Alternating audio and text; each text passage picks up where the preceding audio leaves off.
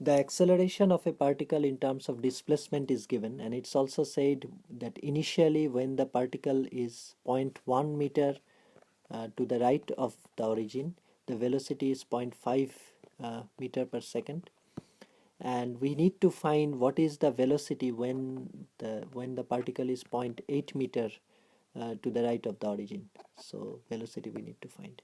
Now acceleration is given in terms of displacement, not time. So what we should try to do, uh, this one we can write, we need to express this in terms of dx in the denominator. So let's try doing that. So this one can be written as dx dt. This is dv over dt. Now this is dv over dt. We need dx in the denominator, so we can write dx dt. So this is dv dx, and this is v.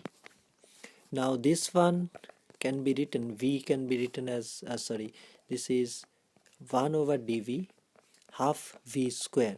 So if I differentiate half v square with respect to v, I get v. So this one is this whole thing, and the purpose is to get rid of the dv and the numerator. So we have just 1 over dx. So this one can be written 1 over dx half v square. So now we have, in terms of the dx is in the denominator, so the differentiation is with respect to dx, x basically. So this is this one. Now if I integrate it, it will become half v square sine inverse x. So v square is 2 sine inverse x,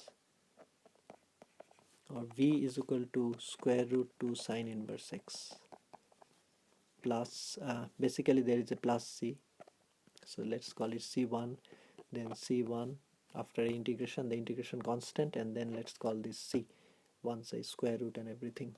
In fact here also it will be c2, because by multiplying by 2 it will change again. So this is c, the integration constant.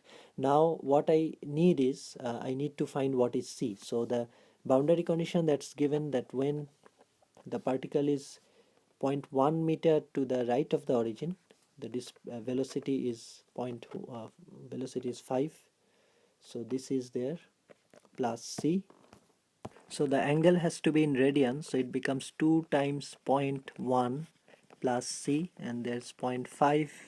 So c becomes plus 0.05, and then I need to find velocity when the particle is 0.8 meter to the right of the origin. So this is 0.5, and this one becomes, if I do the inverse, convert it into radian, the angle has to be in radian in calculator, or if we get in degree, we need to convert it into radian. So this is inverse, sorry. So this one becomes 1.36 plus 0.05, which is 1.41 meter per second. So that's the velocity.